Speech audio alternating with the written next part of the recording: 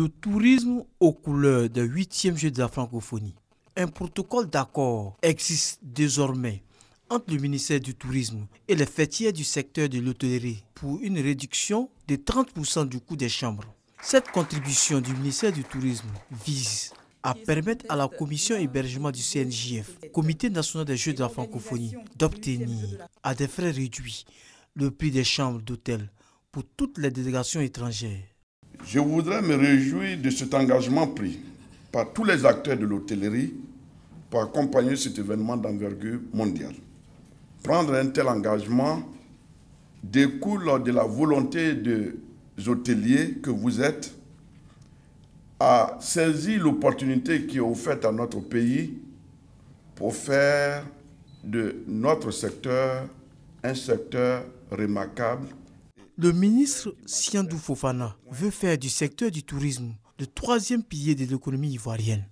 Pour lui, une telle collaboration est la bienvenue. Les 8e Jeux de la francophonie qui se tiendront dans notre pays marquent un moment privilégié de rencontre et d'échange de la communauté francophone.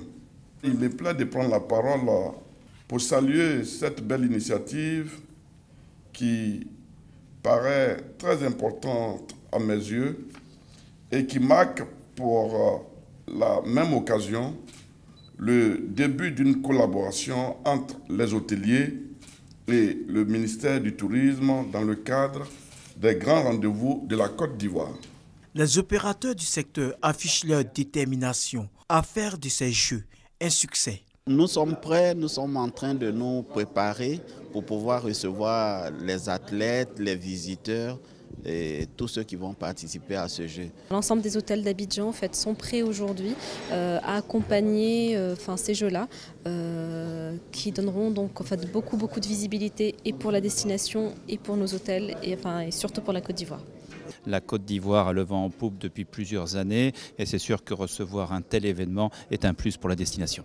On ne peut pas rester insensible sans accompagner le gouvernement en faisant une réduction sur tous nos tarifs, que ce soit en hébergement, que ce soit sur les circuits touristiques, les excursions. On le voit, les signaux sont ouverts pour tous les participants venus de l'étranger pour faire du tourisme en Côte d'Ivoire en marge de ces Jeux prévus à Abidjan du 21 au 30 juillet prochain.